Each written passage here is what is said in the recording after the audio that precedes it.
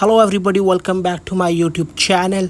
Friends, if you want to change date and time zone in your iPhone, but your date and time zone are not changing, then in this short video I'll tell you how you can solve this problem. I'll tell you how you can solve this time zone cannot be set manually due to device restrictions problem. So let's start the video.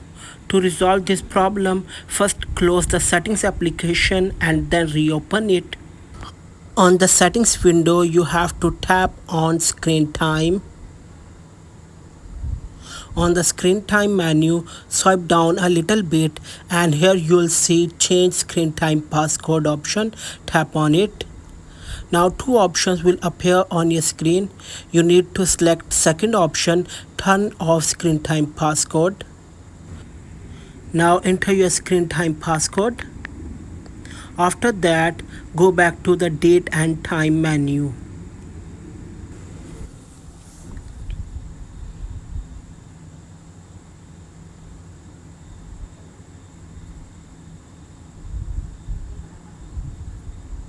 Here you can see that the issue has been resolved and now date and time zone can be changed.